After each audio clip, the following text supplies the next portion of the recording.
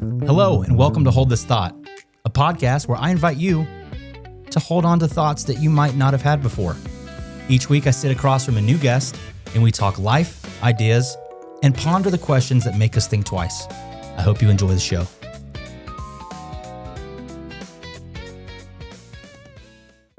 Before we begin, this episode contains real stories from a member of our armed forces.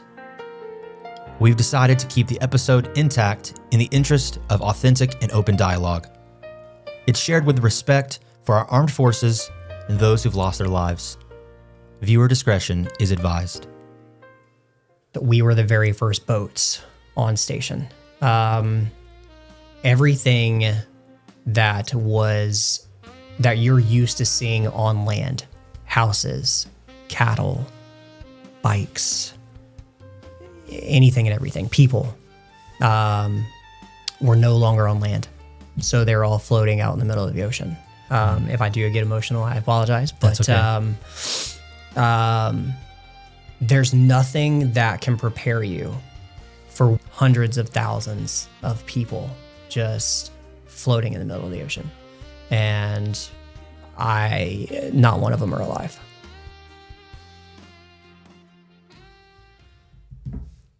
Nathan, thanks for joining me. Absolutely. I'm glad you're here. Yeah, thanks for having me. We met playing pickleball. We did. How long have you been playing pickleball?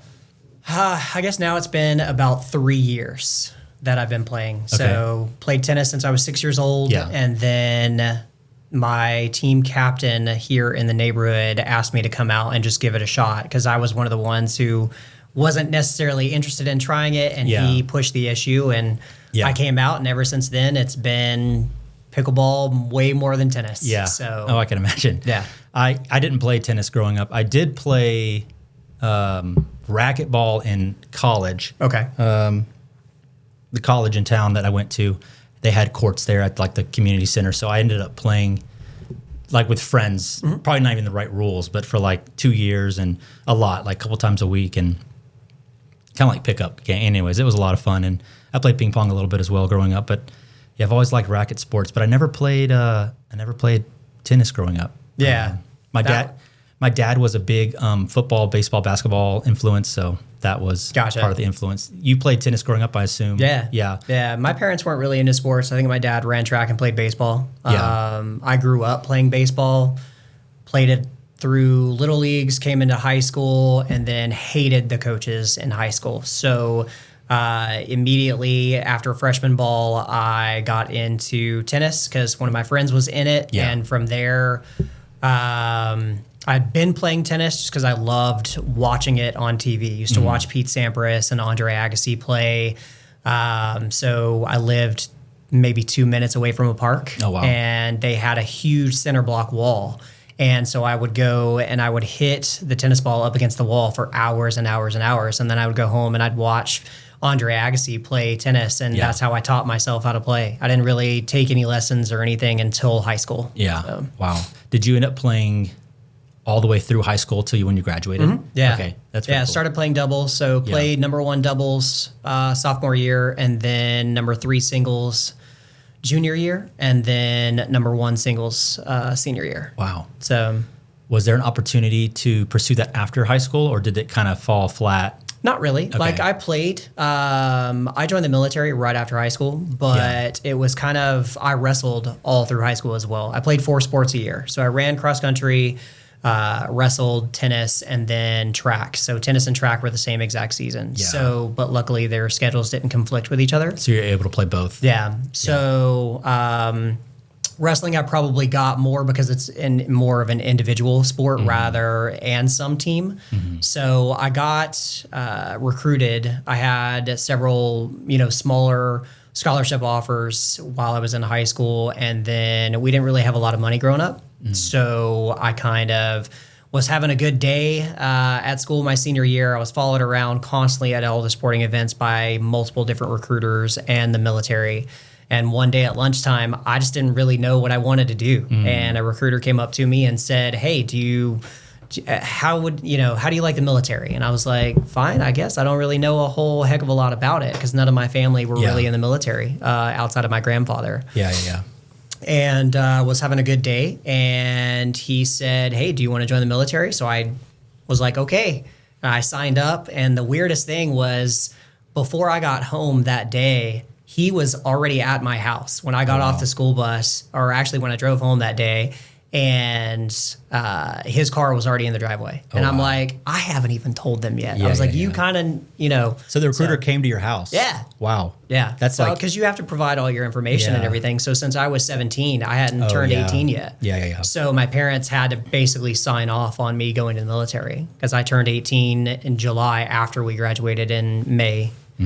So it was crazy. I get there and they're like, "Okay, you joining the military?" And I'm like, "I guess."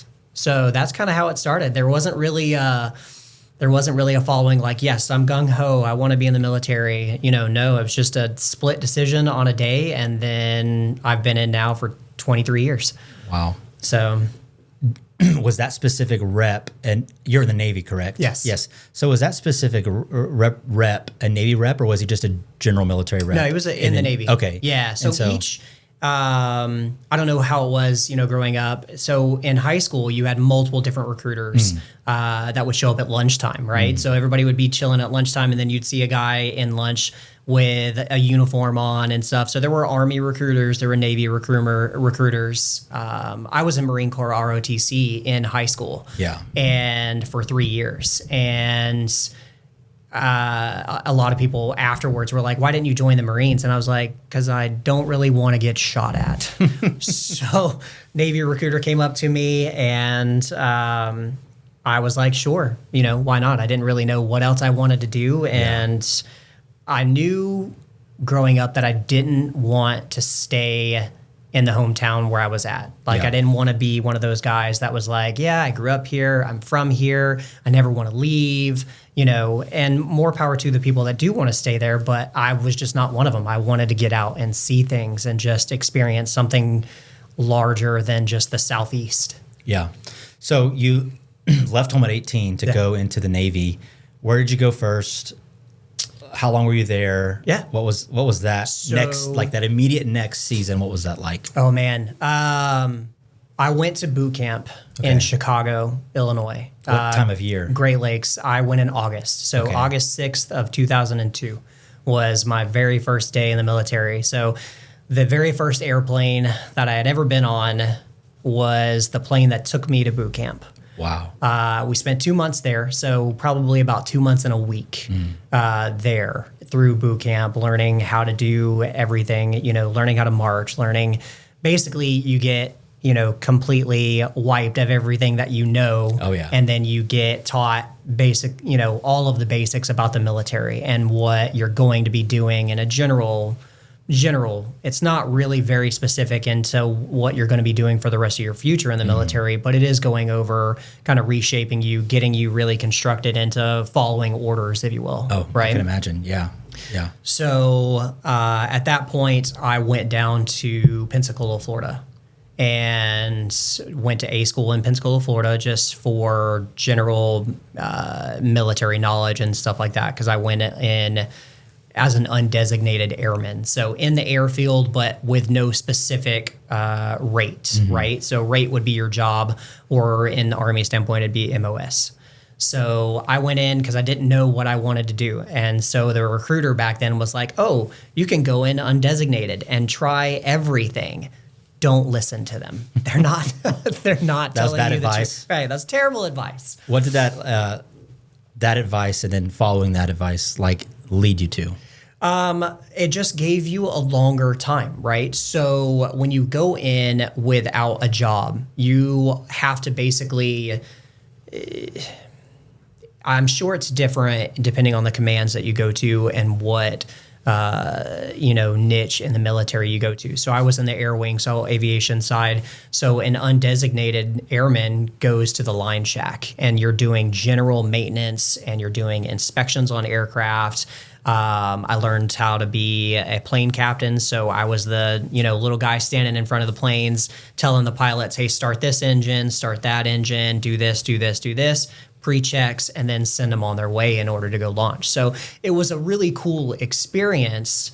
Was that on, since you are in the Navy, was that on aircraft carriers? It's both. and on land. Yep. Okay. Yeah. Okay. So I was in a squadron, which the whole thing about squadrons and most aviation side, you're not actually stationed on a boat. So you have a base, and that base where I ended up going was in California. So Point Mugu, California was my first duty station. I was there for about 4 years, but I worked on E2C Hawkeyes. If you're not familiar with that, an Army AWACS. It's a plane with a big dome over the top of it. So that's the Army side, and a little bit smaller version of it with props is an E2C Hawkeye. So that's what I worked on the aviation side. Wow. So when you go in and originally undesignated, you're kind of just going out there and you're cleaning and you're doing general maintenance and you're doing this, right? So it's kind of the bare of the bottom. But if you go in with a rate or with a job, at least the training that you're getting, the shop that you're going into is setting you up for more future stuff. So I think I wasted, I wouldn't say wasted, but it kind of is like you're kind of wasting a couple of years of your career. Instead of specializing in something Correct. earlier on, you Right. kind of put yourself in a position where you don't get to specialize as early on, and now you're, I don't want to say stuck, but maybe in this circle or loophole of trying to figure out what it is you want to move into as a specific Right. Yeah, because if you training don't area. if you don't select a job, if you don't select a rate, then you're not going to go up in rank. So I had to select a rate, which I went with aviation electronics technician. And so it works on the electronic systems inside aircraft or inside that E2C Hawkeye. So that's what I worked on and what I struck. And I went up in rank from that point. So I was in Point Mugu for about 4.5 years. I met my wife, Suzanne, out in California. So she's born and raised in Santa Monica, California. And I met her in 2005 and popped the question within 9 months of meeting her. So we ended up getting married in 2006.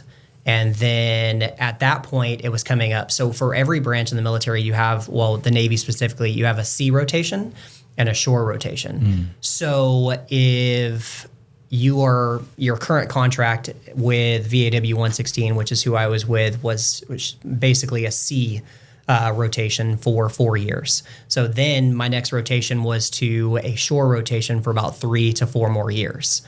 Well, the Navy wanted to send me back to school, and my school would have been back here on the East Coast in Pensacola, Florida. So I had just gotten married, and so it came to a choice of whether I wanted to choose to stay in the military and spend my first year of being married all the way across the country because my wife was going to college. She was at the Art Institute of California and she couldn't transfer anymore from college to college. So I had to make a decision on, do I get out of active duty and stay in California, or do I stay in active duty and be a world away from my wife who I just married? So it was kind of a rough decision, but I chose to get out at the time. And I ended up working in California for a year or two. And then I got recruited by the Phoenix Police Department, and we ended up moving to Phoenix, Arizona. Now, when you said she went to the Art Institute, was that in Phoenix? No, it was in LA. In LA. Yeah. Okay. So she went to the Art Institute of Los Angeles. Okay. It was closer to Santa Monica, if you will, given the area. But she went to school for interactive media design, so web-based design and photography. Okay. And then how long between you coming out of active duty into the reserves and then moving to Phoenix, how long was that time gap? So probably within 1.5 years, 2 year time gap. Okay. So I got out of active duty in 2007. I didn't go back in to the reserves until 2010. Oh, wow. Okay. So there was like a clean cutoff. Yeah. Okay. I had 3.5 years of just completely out of the military. I got a random phone call every January saying, "Hey, are you fit for duty?" And I answered, yep, I'm good to go. And that was it. That was my military career for the 3.5 year stint that I was not in the military. So. Gotcha. And they still did they cut that out of your? You mentioned you've been in 23 years. Yeah. Did they cut that out of your 23 years, or is that included? Okay. So when you sign up for your contract in the military, you do 4 years now the contracts are a little different. Now you can do like a 2-year contract and then like a 2-year inactive contract. So when I came in 2002, it was a 4-year commitment. Mm-hmm. So you had to commit 4 years of active service. And then on that contract, you have to do 4 years inactive. So if you chose to get out at that 4-year point, you're still attached somewhat for 4 years for them to bring you back. And that's included. Does that include the monthly? No, where you go once a month to do. Okay, so that's separate. That's you're completely. You're pretty much out. You don't have to shave. You don't have to cut your hair. You don't have to do anything. For that 4-year term of that inactive. So they call it IRR, inactive ready to reserve, right? So for that 4-year period, I was done. I was out and just living out in California, working for a couple of different car dealerships, and I got into production and movie filming out there for a little bit in one side of it. Not necessarily, hey, I'm in front of the camera or I'm meeting everybody, but what you were working on sets to some degree. Yeah, to some degree. Okay. So, and then I got recruited by the Phoenix Police Department and moved down to Phoenix from LA. So you moved to Phoenix to be a police officer. Mm-hmm. How long did you do that for? About 1.5 years, almost 2 years. What was that like? Or actually, rather, let me word it this way. What was something that happened or that you experienced or a call you responded to that was a changing point for you in life? I wouldn't necessarily say there was a specific call or anything. A changing point in life would have been towards the end of my career. Now, don't get me wrong. So what I did, I was on call. So all of the times that you make a 911 call, I was responding to those calls. So whether it be a shooting, a burglary, a assault, whatever, I was responding to those calls all night long. So I would come in at 11 o'clock and I would work until about 10, 11 o'clock at night doing reports and everything. So my day sometimes ended after midnight the following day. Don't get me wrong, my first day on the job was as crazy as you're going to get. Active shooter? Hostage situation? Bomb threat? What are we talking here? So my first day, we responded to a stolen vehicle. Okay. 3 kids, pretty much 3 teenagers, stole a car.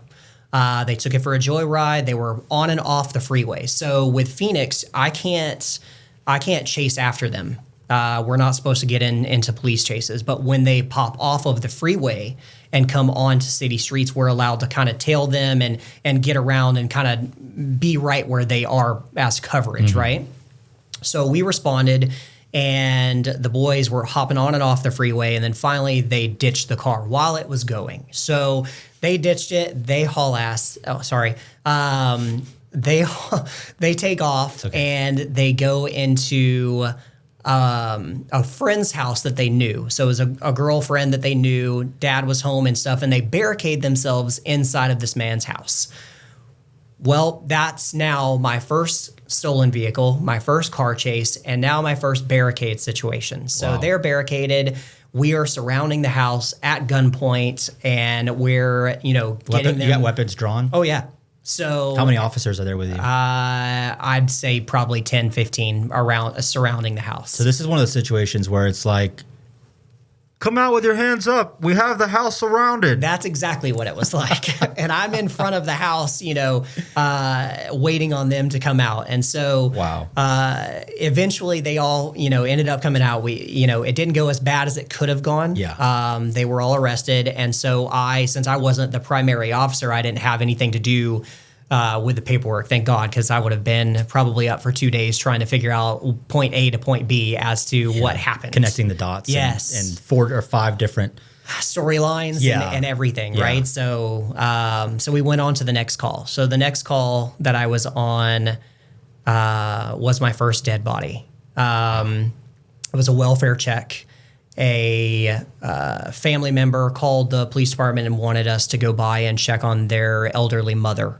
And we went and knocked on the doors, nothing, knocked on the windows. We couldn't see anything inside of the house, no answer. So we, obviously in conversation with the family members, and they were like, hey, they gave us permission to go inside. So we knocked the door down, went inside, and she was on the couch, just already gone. She had been gone for several, I would say, days. The scary thing was that she had cats. And so we thought originally, because her fingertips were blood red. And so we thought the cats, it was like, oh my God, the cats are eating her. And luckily, it was not the case. It's post-mortem. So the blood from the lowest point on your body, the blood had settled in those areas. And so it was just really, really red in those areas. So that was my second call of the day, and did that report because we were the responding officers. Finished that report, and as I'm getting finished with that report, we get a shooting. And then I respond the same day. This was my first day. This all happened on your first day. This was after the academy. So you go through the academy, and then you go into I'm gapping on the words right this second, but your field duty, right? So I'm out in the field. I have an experienced officer with me, and we're going out, and I'm answering calls. This is how that first initial training days are going. And the last call of the evening, I'm back at the station, and we get this call, and my officer who was with me was Tate, and he's like, all right, let's go. We're responding to a shooting, and I don't know whether it was gang related more so, or just, an argument between individuals. Could have been cartel. I mean, you're in Phoenix. That's not necessarily on the border of Mexico. It's tough. Yeah. So 75% of my calls or my arrest were drug and gang related. 75%. And I arrested a lot of people within a year and a half time span. So, if you had to guess, how many people did you put in handcuffs and then not you take them out of handcuffs a few minutes later, but like you put them in the back of a car. I take them to jail. And you take them to jail. Yeah. Like how many of those would you say? Probably 40, 45 people. Yeah. That's 40 or 45 more than me. Right. and it all spanned from, different, I'm responding to people stealing stuff at Walmart, which is the center of crime in the universe, Walmart. But, anything from shootings to, like I said, anything. And those were the calls that I was there for about a year and a half. And then the economic collapse happened. And that's... Before we go there, though, I have to ask. Yeah. I have some friends who are police officers here in Gwinnett. Okay. And they've had some crazy stories, too. I got to ask, did you ever have to discharge your weapon at a perpetrator? I was lucky. Okay. I would say lucky because I'm sure that people that do have to discharge their weapon feel a certain way afterwards, whether it was what we would call a good shooting or what we would call a bad shooting. What's the difference in those two descriptions? Kind of everything on the news, right? So you see officers getting in trouble for like shooting people.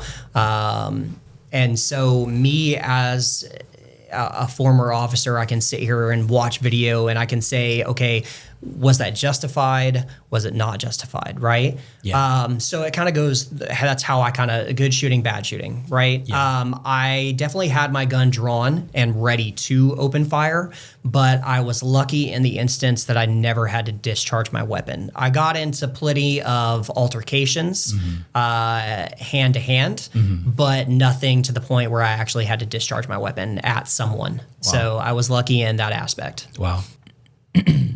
So you were an officer for a year and a half. Your first day was crazy, and then you end up arresting, let's just call it 50 people over the course of this relatively short amount of time. Yeah. You'd drawn your weapons multiple times in the line of duty. What was the life event that caused you to stop being a police officer and go on to the next thing? Which was moving back here or moving back to California? Yeah, I moved back here. Okay. So, so what triggered that after a year and a half of time?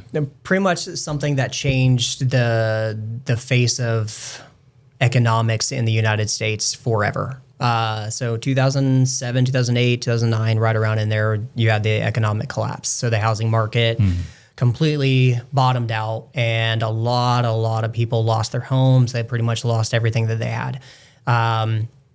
In that time span, a lot of the departments started downsizing.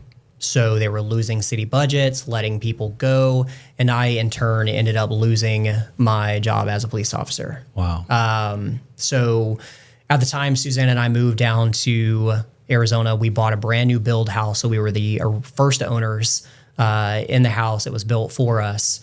And I went from making a amount of dollars to the very first thing that would call me back, right? I probably scoured the streets for a week and a half, probably submitted about 75 resumes. Wow. And the very first person that called me back was Applebee's.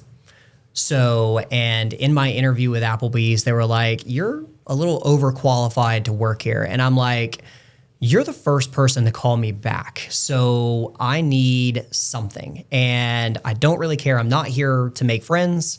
I'm not here to, socialize or anything. I'm here to make money. So, if you hire me, great. If not, then I'll just move on and go to the next thing." So I ended up being a bartender at Applebee's for the closing out of the year. And that's 2007? Maybe 2008. Okay. I think rounding out 2008 into 2009. Because I think we ended up moving here in 2010, moved back to Georgia. So I think it was right around the end of 8, maybe midway through 2009 was actually when we ended up losing the house. We had a plethora of savings. I think we saved up like $50,000 in our savings account and just had it as just in case. And unfortunately, that just in case came. And we burned through everything trying to pay bills, trying to keep the house because we didn't want to leave. It was something we had already experienced so much in that time of being down in Arizona. Suzanne lost her father while we were there. He passed away when he was 85 years old. And that being said, Suzanne's 42. So he was a little later in age when he had her. So we ended up in that time span losing my job with the police department, losing her father, losing our house. And it was really the lowest point that I think I've been. I think if you asked Suzanne, she would probably say the same. It was a really, really low point in our lives where I didn't know what we were going to do. And at the time, they were hiring here. So DeKalb County and several other police agencies were hiring in the state of Georgia. Okay. So that was the goal. So I ended up moving here 2 months earlier for that purpose. Okay. So I took an exam for Gwinnett County. I took an exam for DeKalb County and the city of Atlanta. Ended up getting a call back from DeKalb County and went through their whole process, got hired by DeKalb County Sheriff's Department. And 2 weeks before I was supposed to go to a shortened, like an abbreviated academy, just to kind of familiarize myself with Georgia state law rather than Arizona state law, they lost their city budget because this was all still in that time where that's nationwide. Yeah. It's not just limited to Phoenix. Correct. Yeah. And so that was all during that time. And that's when, at that point, they were like, "Hey, unfortunately, we just lost our city budget, so we're going to have to let you go." So I was hired and then let go within 2 weeks. And at that point, it was kind of like, okay. So when we moved here, I ended up moving into my grandmother's basement and completely redoing the basement, getting it ready for us to live in. And Suzanne came over 2 months later.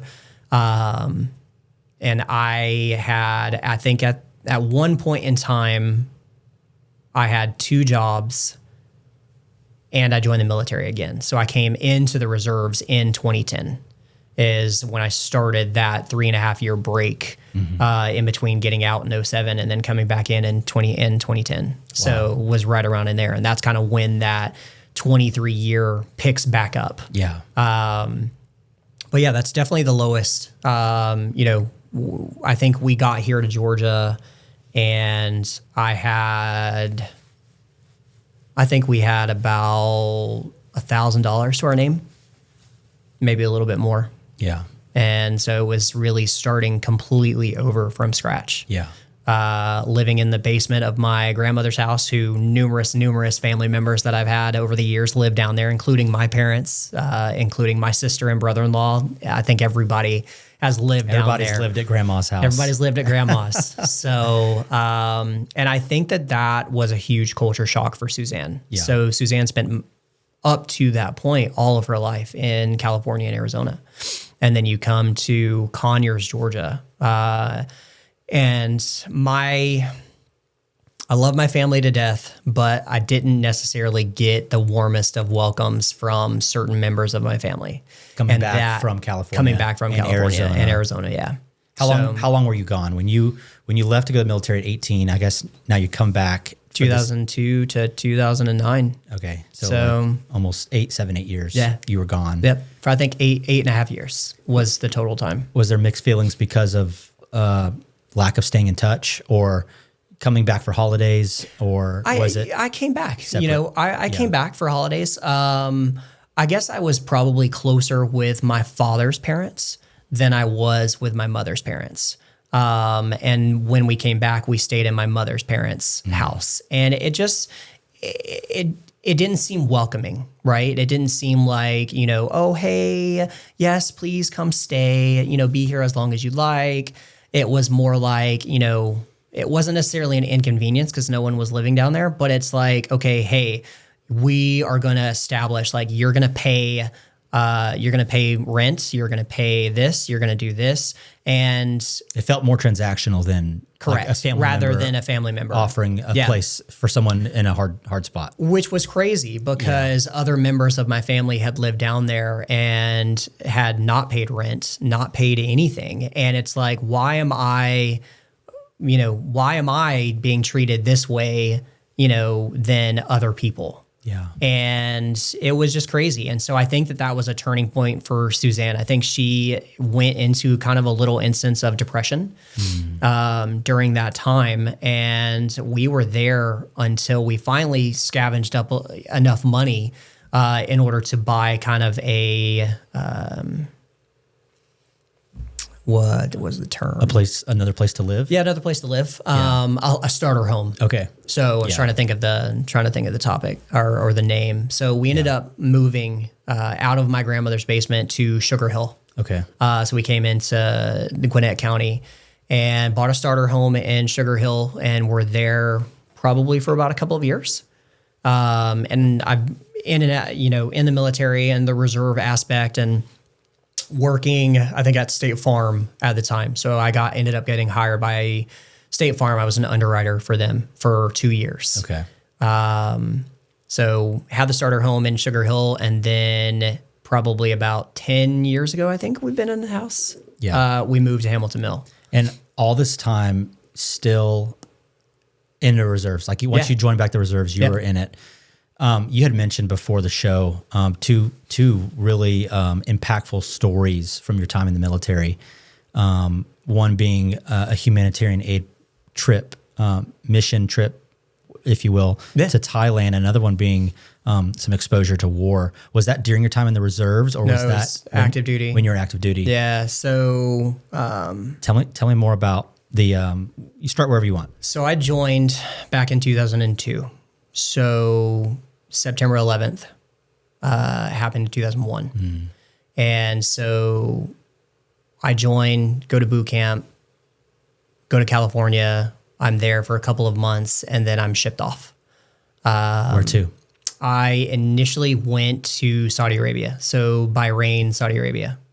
And I spent some time there. I can't remember exactly how long of the duration was, but ultimately ended up going out to the aircraft carrier. So I was on board the USS Constellation, so CV-64. That's a destroyer class? It's an aircraft carrier. Aircraft carrier. Oh. So back then, it was one of two diesel aircraft carriers. So you had the USS Kitty Hawk and the USS Constellation, and I was on board the USS Constellation. So I got flown onto the aircraft carrier because they were circling the Persian Gulf.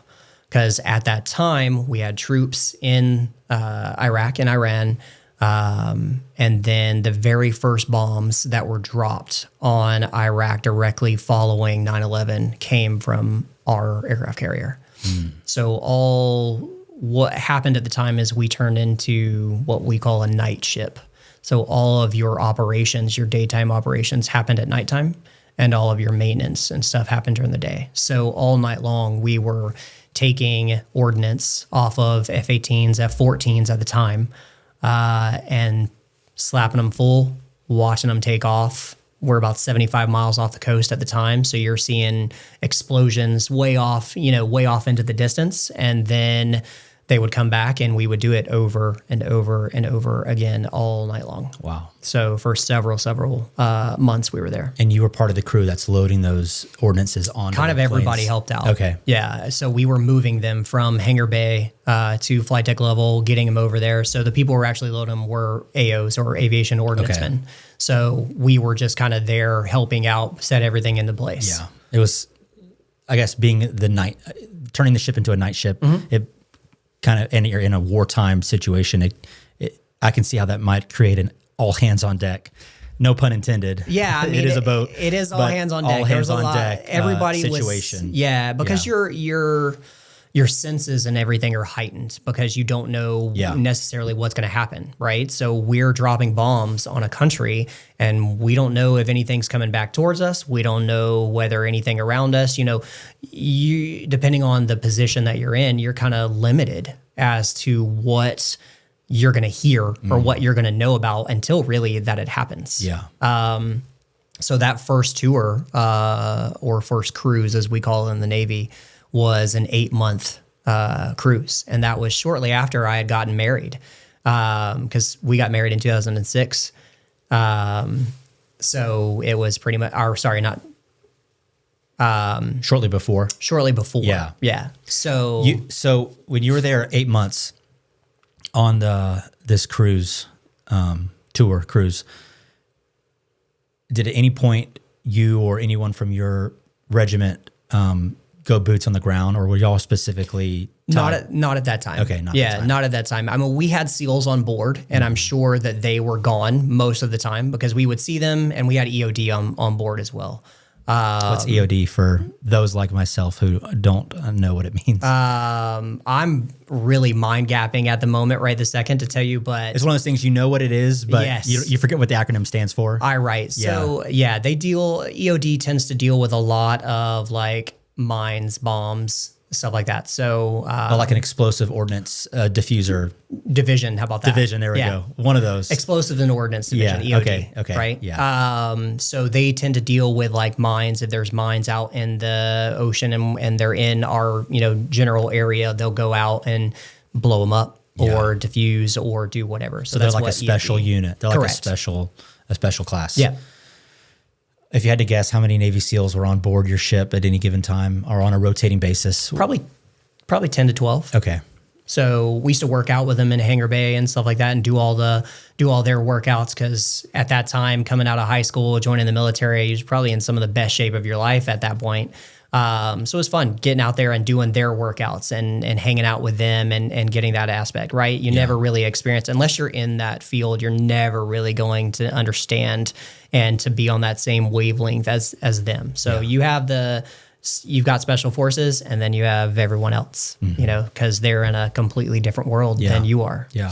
I have a lot of respect for all seamen, everyone in the military, and especially special force guys who go into the hardest and darkest zones and do the hardest and darkest missions. It is. I can't imagine going and doing that. Very bad example, but I have to say it because it's the only thing I can relate to. As someone who's never been a police officer, never been in the military, I'm a huge fan of the Halo series on Xbox. Okay, yeah. They have the TV show that came out on one of the streaming platforms. And there's just the Spartans in this show and in this game series are these superhuman special forces. It's almost like similar to a Navy SEAL in a lot of regards. And then but the point I'm making is you see how the standard military units like look up to them and revere them, and I can imagine it's a similar experience. Yeah, it's crazy that you bring up Halo and stuff, because I was literally active duty in the military when Halo and Call of Duty came out. So, so now I'm feeling old. Yeah. Now, there's a lot of wartime situations. Was there, when you're in war and you're on an aircraft carrier like this in the Middle East, is there opportunity for downtime? Can you play video games and watch TV? Or is it more like that's a peacetime activity? We don't really get that during a wartime situation. I'd say initially, because my first tour, it didn't really seem like there was a lot of downtime. It was just constantly go, go, go, go, go. Now, there were downtimes in the point of we did get to leave the Persian Gulf and then go to Hong Kong and Singapore and Thailand and Australia, my first cruise. So there was some downtime where you do kind of get to, I guess, the popular things on board an aircraft carrier. You know, there's no bowling alley. There's not McDonald's and Starbucks and stuff. It's not true. Yeah. It's not a base on land. There's a lot less real estate. Yeah, you can go to the gym. You can go to the galley or the cafeteria, right? You can work out pretty much in the hangar bay. We used to play soccer in the hangar bay, and then they would set up like a basketball court, like a rubber basketball court, and you can play basketball, chess, checkers, card games, stuff like that. Those are kind of that's your downtime. I mean, that stuff's important because, again, never been in the military. I don't want to speak for anyone who's served, but I can just imagine when you're in that environment, you're probably high stakes, high pressure, you're in a combat zone, or maybe just outside of it, engaging in combat activities, having that chance when it's available to decompress, to socialize with your comrades, to engage in that. Really, it's like a deep breath. I imagine it's extremely helpful and beneficial for morale, for the longevity of the crew having high spirits. So, I mean, there's definitely, like, the military's okay. So going to college and stuff like that, right? You have fraternities and sororities, right? So, well, the military is the biggest fraternity sorority that you're ever going to find. Yeah. So it is really like your band of brothers, if you will. You know, you've experienced anything from XYZ with each other, and you've gone through so much. And even just being out in the middle of the ocean without being able to touch land, right? That's also a big step in a lot of people's lives, that they couldn't do it. And there's a lot of us that, you know, had struggles during it. And then especially depending on what we're doing at the time, there's definitely good moments, there's bad moments, and everything in between. So it's really like you're living a life with just these people, and you're spending every single day of your time, 12-hour shifts, 12 on, 12 off. And that's what you're doing. So you're living, eating, breathing each other and whatever you guys are doing. So at that time, you know, we were at war at that time. So that's the very first, you know, popping in the military, and then bam, you're going straight into the thick of it, you know. And I do, obviously my aspect into the military was a lot different than some others, with the fact of having boots on the ground, right? Major props, major respect to everyone who ever had that aspect of it. But all of us are doing what we do and what we are assigned to do in order to help every other branch of the military. So you're all working, you're all fulfilling a very important part of the chain. I mean, if you're like me, you've listened to podcasts with other people in the military, you know, you have Jocko Willink and everybody in that sphere who share these stories. And then you have movies that portray a lot of this stuff. That some of it's accurate, some of it's inaccurate, but the general American can get an idea of all the different components that go into a mission. Yeah. When a squad of Marines or a squad of, and I might be using the wrong words, but of Army personnel are stuck or bunkered down, they're calling for air support. The air support is coming from somewhere. It's coming from that aircraft carrier. Yeah. It's coming from every person on that ship that's helping make that plane fly, including loading those ordnances. Yeah, absolutely. And I think you make a great point that there might be more extremes in those operations. For sure. Being in Ramadi or being in Fallujah or being in Baghdad, Right. wherever, there might be more extremes for people who are actually in these buildings, clearing buildings. Yeah. But I think it's healthy for those like myself who don't have a military experience, who don't have that perspective, to know that those guys are supported by the thousands of other people. Oh, yeah. The seamen on the aircraft carrier, the Air Force who's flying the planes, or the Navy pilots who are flying those planes. It is a joint effort. And I think civilians might not understand that. We see the shots in the movies, or we hear the interviews from the VIPs on, major television or major podcast. And we don't see the just as important, maybe less glorious, but just as important and vital pieces of the bigger picture in the absolutely. puzzle. Absolutely. I think it's a good point that you make there. Yeah. I mean, it's exactly how a machine works. There's thousands and thousands of moving parts, and everything kind of needs to function a certain way in order for everything to be completed or for everything to keep running. And that's definitely what the military is all about. Yeah. So you mentioned that you also went on a humanitarian aid trip to Thailand. So was that before or after your deployment into the Middle East? After, okay. Yeah. After. My How first long tour, after? my first tour to the Middle East was in 2002, 2003. So in 2005, there was a 9.2 earthquake that happened in the middle of the ocean, and it caused a mega tsunami to hit Thailand. There was a movie created about it. If you've ever seen it, it's called Impossible.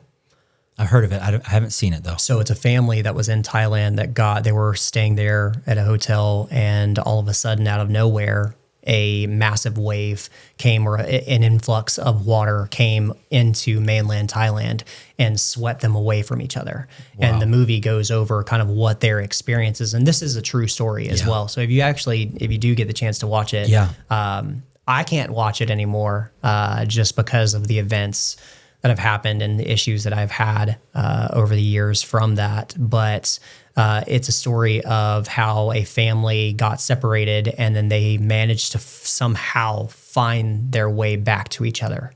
So my experience of that was completely different. We were actually on our way up to Korea. So we were on our way to South Korea in order to go pull in and do some maintenance on board and just whatever kind of we do. Mm-hmm. And this would have been the 25th of December, 26th of December. So Christmas was the day before. And so we had spent Christmas out in the middle of the ocean, and then the day after we got notified that we were turning around from South Korea and heading to Banda Aceh and Sumatra, so an island chain that's just off of mainland Thailand. And we were the very first boats on station. And I know over the years, the only thing that you can really get yourself ready to it or to really explain is everything that you're used to seeing on land: houses, cattle, bikes, anything and everything, people, were no longer on land. So they're all floating out in the middle of the ocean. So being the very first boats on station, you are literally witnessing all of these things. A sea of everything. And that's something that I've suffered with for years. I've been in therapy now for a month, I think, a little month and a half for PTSD issues from that. But I'm capable of talking through it. If I do get emotional, I apologize. But that's okay. It's literally, there's nothing that can prepare you for what we basically pulled into. There's just hundreds of thousands of people just floating in the middle of the ocean. And not one of them are alive. And it's just 100% devastation. And there's nothing that can prepare you for it. There's nothing that's like, hey, this is what you're getting ready to see. Prepare yourself. No, it's just all of a sudden daybreak and bam, here's debris, here's people, bodies, you know, and part of the stuff that we had to do in efforts to try and clean up. Provide aid. Right? So multiple different aspects of it happened. We had to pull, the bodies had to go somewhere. So we had to pull bodies out of the ocean and set them on barges for them to be collected and taken to other places. And there were flight ops constantly back and forth with food, water, medical supplies going back and forth from mainland to the carrier. So we would get supplies and everything flown in from C2s, and then we would transfer everything onto the deck, put it onto helicopters, and then helicopter ops into Banda Aceh and Sumatra. And we had people go out there to try and provide aid to anyone that was living, try to provide, you know, help as to try and locate relatives. So it was just, it was rough. It was extremely rough. You know, things that probably more modern times now would be like Hurricane Katrina and the pictures that you see from Hurricane Katrina and just a sheer devastation. And that's what we woke up in the morning the day after Christmas to. And some of the things that I suffer with are nightmares. I see faces when I sleep, when I dream. And I still feel the water on my skin. I still feel, you know, their skin on my fingertips from pulling them out of the ocean. It's something that I would not wish for anybody else to do or to experience. Yes, you do get some form of helpfulness, you know, like, yeah, we were there to provide and we were there to help people. And I'm sure that there were hundreds and maybe thousands of lives that were saved. But at the same exact time, there's just so much that's there that you can't really focus on everything else. So afterwards, you're kind of like, hey, we were there for a reason. We were there doing something, doing good. But it's very hard sometimes for the goodness of it to overshadow everything that you saw. And I would probably sit here and say that it's probably similar to going to war and seeing the aspects of, you know, actually having to discharge your weapon and kill people. You know, there are certain things that you do in your lifetime throughout the military that stays with you. And it's been rough. It's been tough. Probably suffering the last 2 years, really. The longer that I'm away from my family, from Suzanne and my two kids, that's when the nightmares and stuff tend to happen a little bit more. And luckily, when I'm with them, they tend to calm me down. Mm-hmm. And so I have less episodes when I'm around. But that was towards the end of my active duty career. So that was in 2005, and I got out of active duty in 2007. So wow, that's probably been one of the most, the way that I say it is, if I could ever forget about something, that would be it. That would be something that I would try and take out because of just what it has caused me afterwards. So, but you know, 23 years in the military, I've had great times, and I've had amazing times with a band of brothers that I will never, ever forget, in all different facets of going to war and humanitarian and now being in the reserves for the last 13 years. We're in 26, so 16 years. Yeah, there's just those moments that kind of stick with you. And I'm sure that it's with any type of trauma, if you will, of growing up or anything like that. It's just kind of stuff that stays with you. Yeah. Nathan, thanks for sharing that. I don't have any words to, thank you for your service. Yeah, absolutely. It's been my pleasure. I've loved every minute of it. I'm still rounding it out. So I'm still in the reserves now for this will be my last 3 years. So I've officially, I re-enlisted in December for my last 4-year term. So this will be the last hurrah before I finally hang it up. Yeah. So it's been crazy.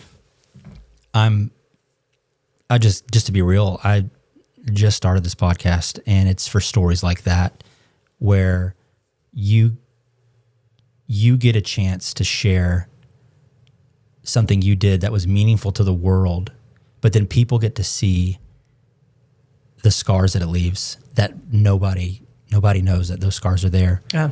And there's you, and then there's thousands, maybe even millions of other members of our armed forces who've experienced similar situations. Yeah, for sure. And I think your story is a lighthouse for those who might be lost or those who might be in a dark place, because it's easy to feel like you might be alone, or someone who's gone through something similar in a combat zone or in a humanitarian relief zone with such catastrophic casualty and damage. It's easy for people to I can imagine it's easy for people to think that they're struggling alone, but I think your story is and will act like a lighthouse to show other people that there is hope on the other side. There is opportunity to recover. And I think it's awesome that you've started going to therapy for that. Thank you for your service. No, I appreciate it. You're never alone. No matter what you're going through, it doesn't matter. I mean, we've all had things in our lives. I've had numerous, things in my life that are traumatic, bring up memories that are hard. I've had lows, I've had highs, and I'm sure that there are millions and millions of other people experiencing similar or different things, but there's always someone there. There's always someone here to pick up the phone and talk to. And that's going to be, sometimes it's the hardest part, is saying that you have a problem, right? Whether it's trauma and you need to find someone to help, whether it's addiction and you need someone to help, that's the hardest part, is acknowledging the fact that you have a problem, that something is wrong outside of the ordinary. And the very first thing that you can do is reach out for help. Yeah. You don't have to go at it alone. You don't have to do this by yourself. There's so many people around you that if you just let them in a little bit, can definitely help you out in more ways than you can even imagine. And you can say the same thing about relationships. Guys, like, we're bred from birth, right? To be strong, to be hard, to be masculine, to be there for everyone around you, right? If you have a family, you're supposed to be there to, take care of it. And I think my childhood was definitely shaped a little differently. I almost lost my father when I was in 6th grade. So he suffered a massive stroke at 37 years old. Wow. I was in 6th grade, and from that point on, school wasn't important. 6th, 7th, and 8th grade were like a blur. He was in the hospital for months. He had to learn how to walk and talk all over again. So I had to grow up. I was the only guy in the house, to an older sister and my mother. And I think that kind of pushed me to grow up a lot faster than most. Especially a lot of your peers, the people you're going to school with. Yeah, for sure. And there were people that knew about it. Obviously, my close friends and stuff, knew what I was going through, but I'm sure that I kept pretty quiet about to everyone else. So, and that's just, it's one of those things. It's keeping things quiet, and keeping things inside is not necessarily the greatest thing for everybody. And going to therapy now has really opened that up for me. I know Suzanne for years, my wife. I know we've spatted with like me not talking about what I'm dealing with, what feelings and stuff, because I just don't share a whole lot of feelings. I could tell you for years and years, I've never shed a tear. And then literally within the last probably 2-3 years, I've cried more, just from memories and just real hard feelings.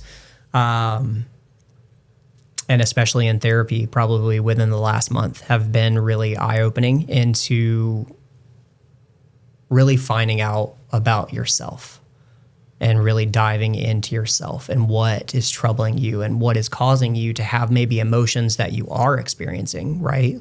For me, it was always anger and frustration, and not necessarily like, I was happy and I had plenty of happy moments and I smile all the time and enjoy goofing off and having fun, but I don't know whether I was actually there mentally.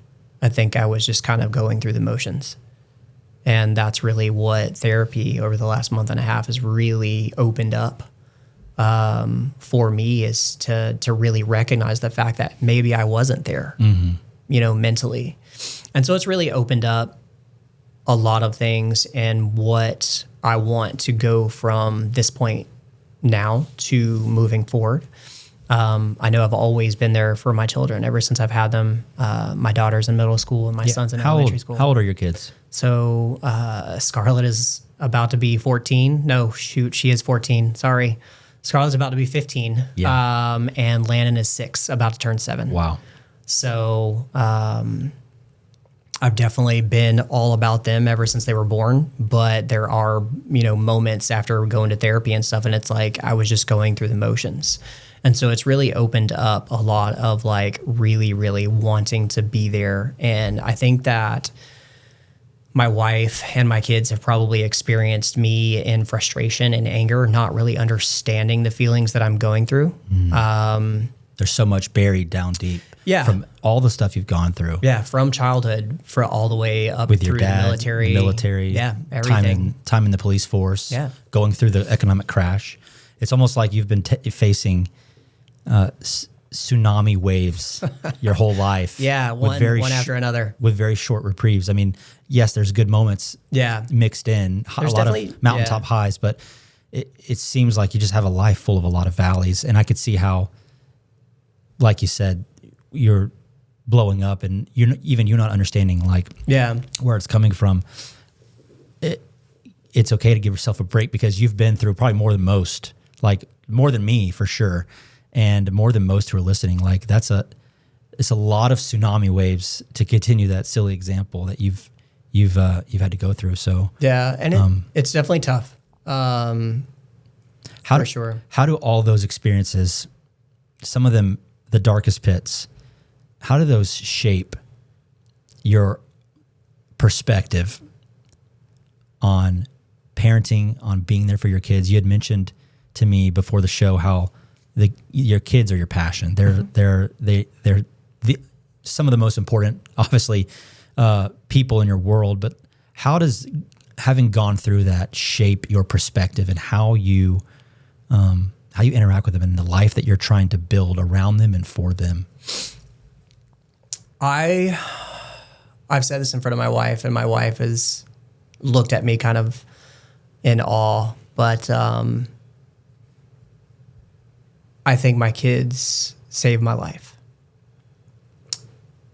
I've definitely had a lot of things from childhood all the way up until now that give plenty of reasons and give plenty of lows. And I read something not too long ago. I think it was right around the time that Robin Williams passed away. That the happiest of people, like comedians and stuff that tell jokes and make people happy, most of their lives, are some of the most hurt individuals. Where I'm not a comedian, I love to make people laugh. I love to have people enjoy themselves and have a good time. But I was definitely fighting and still am fighting with a lot of inner demons that I have to deal with on a daily basis. And I definitely don't share enough. I definitely don't talk about it enough. But when I say that my kids have saved me, they've given me a reason to not focus on the lows. They've given me something to be cheerful about, because I'm sure if you went and you asked your parents, like, you know, what was it like watching me play baseball? What was it like, you know, coming to school and cheering me on, you know, at wrestling camps and wrestling tournaments and stuff like that? And it's that for me. It's like seeing Landon hit his first ball, his first coach pitch at like T-ball. I mean, it's just a whirlwind of emotions. And you as a parent, you get to live vicariously through them. Now you get to see what it's like for your parents that got to watch you and your excitement and your happiness and your trials and tribulations, whether it's your successes or even your failures that really pushed you through. Like that's what being a parent really is. And that's what has ultimately saved my life, is the happiness that I get to see them go through makes me want to be a better person. And that's what I say, you know, what we were talking about earlier with therapy and stuff, and me really understanding like, hey, yeah, maybe I was a little mean or harsh in times and I didn't see that before. But that's what therapy has really pushed the issue for me, is to be able to open up. And me being in the military for 23 years, I have that military kind of guideline, like stuff is supposed to happen here. You're supposed to be here. You're never supposed to be late. And I may be very militant in some of the ways that I approach raising my children. My wife is not, obviously no military experience outside of just, you know, being with me for most of my time. Yeah. But, it's opened up a whole lot of different world, right? And I don't necessarily like, yes, there is a place for being strict and there is a place for rules and regulations, but you also have to make mistakes. Show vulnerability. Be warm. You know, and so being able to have my children see me utter other emotions outside of anger and frustration has been a little bit Healing. Yeah, I'd say in a way. Restorative. For sure. Yeah. Yeah, definitely. So, you know, them to be able to see, like, you know, at the same exact time, they're kind of talking to Suzanne and they're talking to me like, are you okay? What's wrong with daddy? You know, he's crying while he's on his video call, because they've come downstairs and they've seen me on my my therapy calls, because everything is through virtual. Yeah. So they've definitely seen a completely different side of me, and where some parts of it would have been like, oh, I don't really want them to see, but at the same exact time, I do want them to see that I am human. You're allowed to experience, you're allowed to cry. You're allowed to, you know, experience emotions. It doesn't always have to be frustration. It doesn't always have to be anger. So I think that's been a big part of it. And watching them grow up, and my daughter's a cheerleader for Mill Creek Middle School for their football program. And my son's in T-ball, and now he's doing karate and stuff. So really, really getting to see them in their happiness and in their endeavors has really been enlightening, really, to see it. My daughter is just crazy smart. She's in all advanced classes in middle school, and she's known what she's wanted to do since she was 10 years old. I bet all that makes you proud as a parent. It does, because at 10 years old, I was like, let's go play Power Rangers, or let's go, you know, who knows, right? But my daughter at 10... It's morphin' time. My daughter at 10 wants to be a pediatric oncologist. Wow. At 10 years old. So 10 years old. 5 years ago, 4 or 5 years ago. Almost 5 years ago. She already knew what she wanted to do. Wow. So, and she, you know, in 8th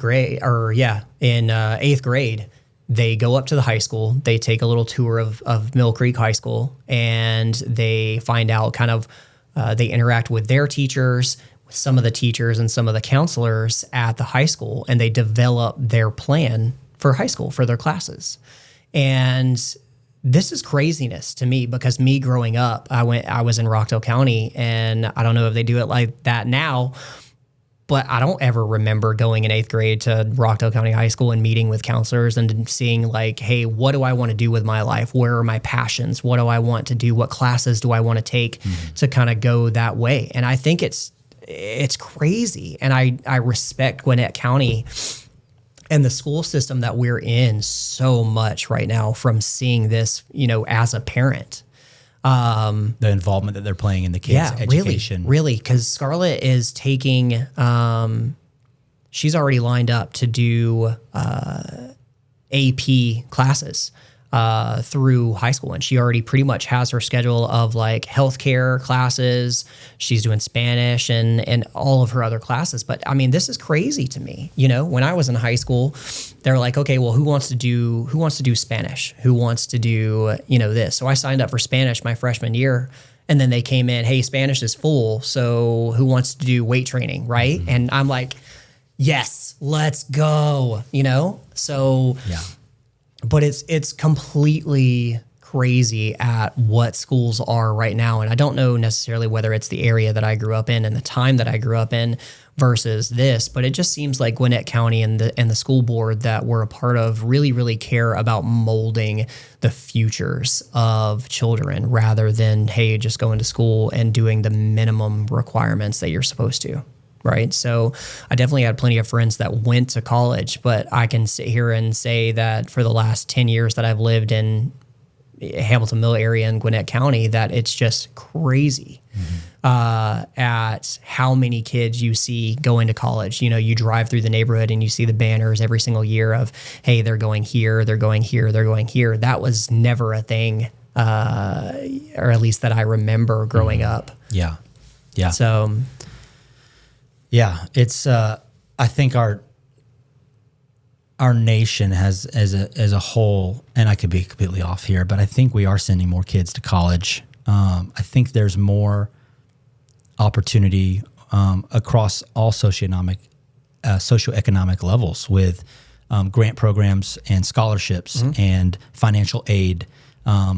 In Georgia, there's the Hope Scholarship. Yeah. If you have a 3.5 or 3.5, I think it's 3.5. You get all or 90% of your tuition paid for. Yeah.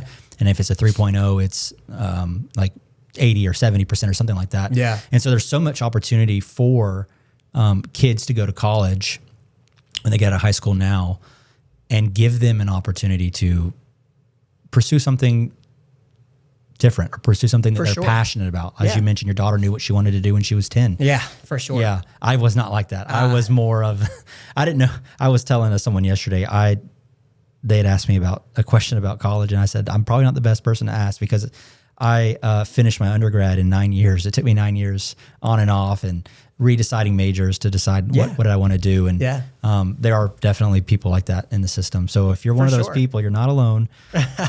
But For sure. And it's been amazing watching them grow up, and they've been a true enlightening experience. And congratulations to you as well on the new baby. Thank you. Our world's changed. She has changed your life, and you just don't know. Even know it. Yeah, you just don't know. It's amazing. It's been one of the greatest things that has ever happened to me outside of finding Suzanne. Having kids has been amazing. And don't get me wrong, there's plenty of days where it's like, hey, can you do something about your child, right? You blame your spouse for creating them. Exactly.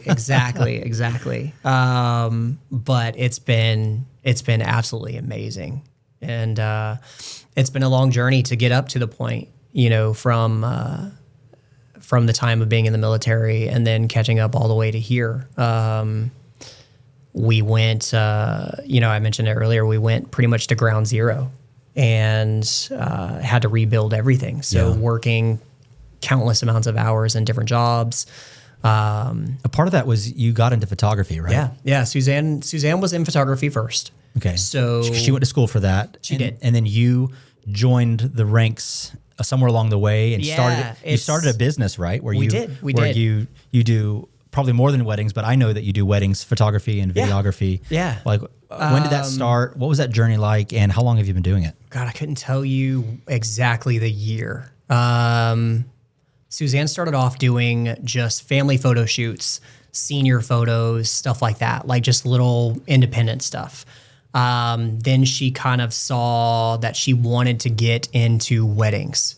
So I wasn't even there. Like I took photography in high school for a year, I think. I took 2 years of graphic design and I took 1 year of photography while I was in high school. So I got my first camera probably when I was 13. It was a film camera and I used to take photos of lightning during storms. So that was what like really, really interested me back then. And I still love weather now. But so Suzanne started to get into wedding photography. So she started a second shoot and then she got a few weddings on her own. So I would go with her just to help carry the bags and just set up lighting stands. You were the muscle. And yeah, exactly. Yeah. So I would go with her.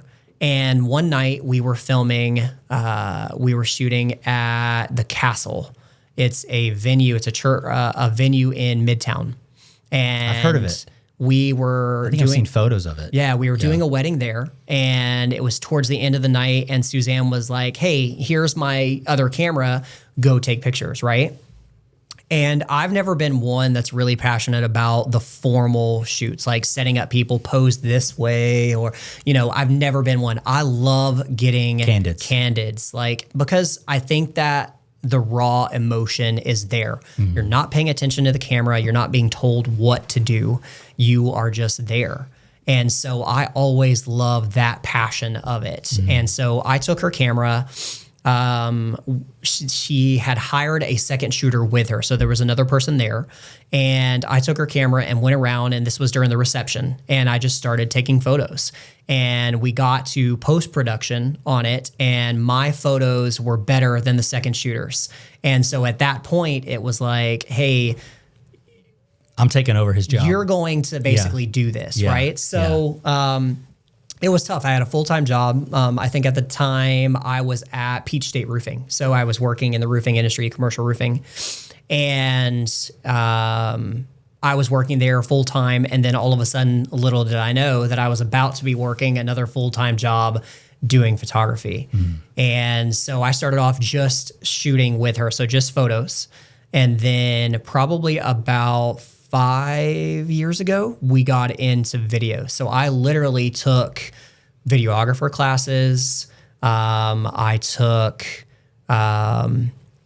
just different classes, different college courses and stuff to familiarize myself with the video aspect. And so we went head first and we dove all in. So I got audio equipment, video equipment, Sony cameras for everything, drones, gimbal stabilizers, Ronin stabilizers, in order to do basically everything. Action shots. Yeah, I mean any and everything that you're doing as part of a wedding, and with no substantial training outside of just watching videographers that we used to hire do this stuff. So it was, pick and pull information from them and then just obtain. One of our good friends, Eugene, who used to second shoot with us all the time, he would be our videographer and we would do our photography stuff. I constantly pulled questions and stuff, and he was probably very, very influential in me getting into the whole video aspect of it. Yeah. But we saw an aspect of photo and video where we were constantly, it's two different companies, right? And so instead of having couples book two separate companies, we were like, what if we do it together as a package? Right. And so we'll do photo and video, and we could still hire second shooters in order to do photo and video, because both of us can't be in the same exact place at the same time. So we started going all in and videoing and photo. So I took on main video and did all of our video stuff. And then Suzanne was photo. And so we would hire a couple of second shooters and have a video guy or a girl with her. And then I would have the second photographer with me. And so we got in the market of South Asian Indian weddings.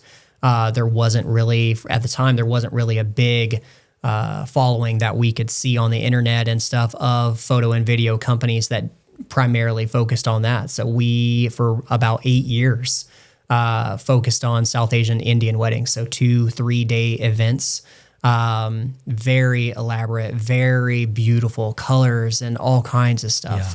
And that's what we really focused on. And Would you travel to other locations for that? Or would you do that we here? traveled. We did weddings in California, in Colorado, New Jersey, New York. Where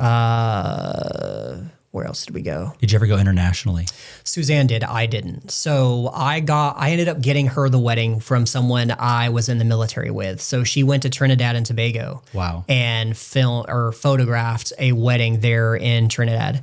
So that was our only international trip. We were getting some inquiries about going to Mexico and doing some private weddings in Mexico, but we never ended up coming into fruition. So Southeast area, and then again at California, and then up, sporadically spots here and there. Kentucky, a decent amount actually, which was pretty random for South Asian Indian weddings to be, in the middle of nowhere, US. Kentucky. Yeah. So, but no, and that's really what pulled us to, from the ground, from having nothing after the economic collapse to the point of being able to move to a nice neighborhood, nice schools and everything. Photography is really what pushed it over the top, but it was a lot of work. Yeah. So much work. I've gotten a taste of that just with building this. Yeah. Just a taste. I mean, nothing compared to what you've gone through. Suzanne's a full-time underwriter for State Farm. I was full-time regional manager at a commercial roofing company. Then we're doing photography and video full-time on the outside of it. So sleep, hardly any. Social life, maybe some. I pretty much, through me, it was sports is how I kind of get my social aspect of Tennis and pickleball. Tennis and pickleball now. Yeah, golf. Love playing golf. Luckily, the trade that I work in now, construction and everything, tends to get me to golf a little bit more than some. But photography really, really picked us up and put us to where we are now. And now that we are here, we're not doing it as much. And the kids are a part of that because we want to be here. We want to see them grow up. We want to watch the baseball games and the cheerleading and stuff like that. So we've really downsized on photography stuff. So we've decided as a company that we're going to go back to really focusing on just doing photos. Yeah. And smaller weddings. So I don't think we're really going to do so many South Asian Indian weddings. I think we're going to go back to doing more American weddings where it's 1-day events, 8 to 10 hours, something a little bit more manageable and probably not take as much work. I'm sure we'll eventually get back into it. But for right now, with having children growing up and doing things, we really, really want to be present for them and give them a life that the presence, your parents are there for them. Yeah. They're not gone for 3 days. Yeah. And we go on camping trips. We go on cruises now, which is different for me being in the military. Civilian cruise. Totally different cruises. not a military different. cruise. But we love it. We love going on cruises. The kids absolutely love it. And we've been able to share moments that I don't regret at all. Like, you're never going to regret going and doing something for your kids. Yeah. Ever. Spend money. You'll get more. Go do stuff that's going to make those memories, make those core memories. If you ever get the chance to watch Inside Out, which get ready for it because you're going to watch all of the kid movies. Yeah. But Inside Out's a great, one of those core memories, things that just stay with you for a lifetime. And so get out and make those memories. Yeah. And that's been all about, and that's really why my kids have really uplifted us. Bring you out of that dark place. For sure. Going back to cameras, I wanted to highlight that camera on the shelf behind you. Guess the year dated on that camera.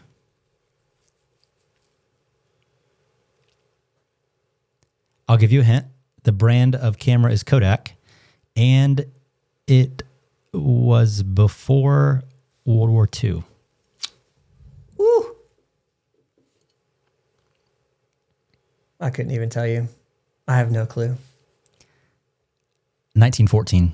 I was gonna say, I was thinking 1920s, Yeah. but I At least that's the camera. That's the date that's on the camera. You know, Gotcha. If it might have been built somewhere within 10 years of that date. yeah. So cameras are cool. It's so Yeah. it's so crazy at where they started and where they have come to now. Because now you're talking about mirrorless cameras and full crop and half crop and all kinds of stuff and cinematic cameras. I mean, because there's a whole different genre of cameras that I know nothing about, which is way outside of wedding photography and just individual photography. But I learned just putting this studio together, I learned that there's 3 categories, and it's not just cameras, although cameras is a huge part of it, of gear, microphones, audio interfaces, cables, lights. Yeah. There's 3 categories that they're broken down to. Had no clue.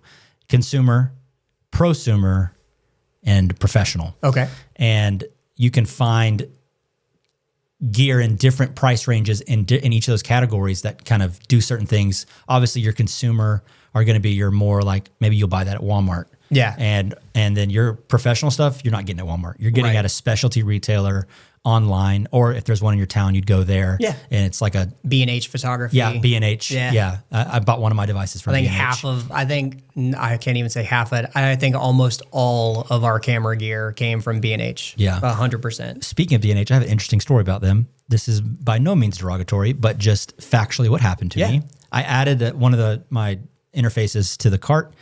It was Friday at 5 o'clock, random day of the week in my head. I left it there, come back later. I had dinner with my wife or something. I come back at 8 o'clock. I tried to check out. I got a message saying that I was not allowed to check out because it was now Shabbat. It's no longer in there. Well, no, it's Shabbat is the Jewish, it's Sabbath. It's the Jewish Sabbath. So it was still in my cart. Yes. It was still in my cart, but I couldn't proceed with the purchase of it until Shabbat or Sabbath was over. Yeah. Which is sunset on Friday to sunset on Saturday. Okay. And I was very intrigued that the observance of the Sabbath extended to the software that that a Jewish company used. I'd never seen that before. That was a first for me. Yeah. I respect like not working on your day off and that being a religious, a component of your religion. Yeah. I'd never seen where that was extended to purchasing something in a cart. That's interesting. I don't think I've ever run into that. I got the little message. So it's funny you mentioned B&H because I had that experience. And I've definitely run into. Now I know they're owned by Jewish owners. Yeah. I didn't know that. Probably researched the crap out of it. Yeah. I've definitely had that happen where I put stuff in my cart on certain companies and then all of a sudden, next thing I know, I go to purchase and it's now gone.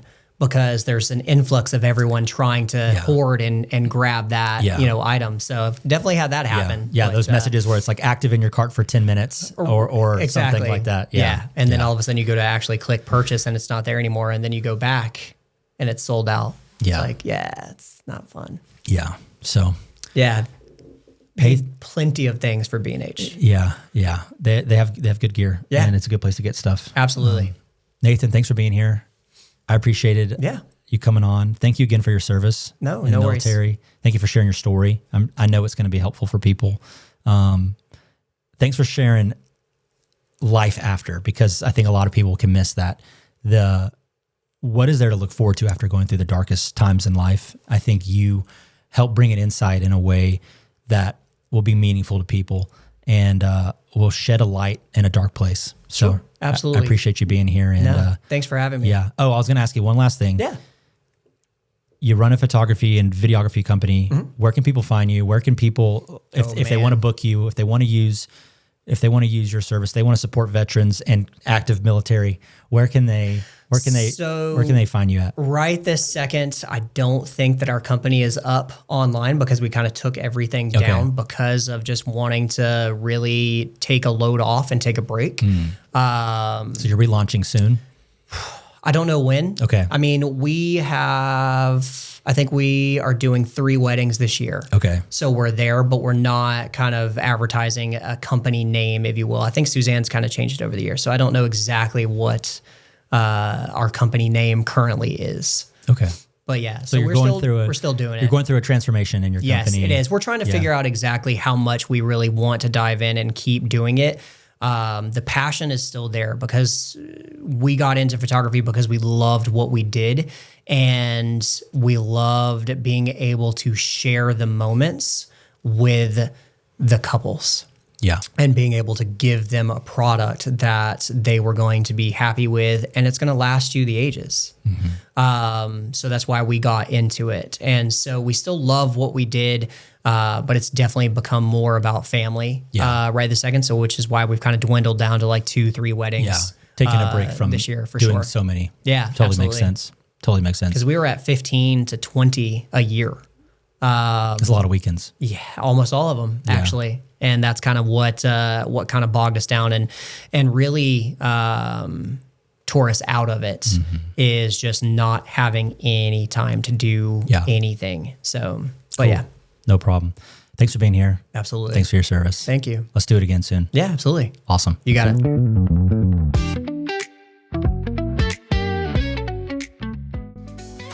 Hey, thanks for watching. Don't forget to like and subscribe so that you can be notified every week when we launch new episodes. I'll see you then.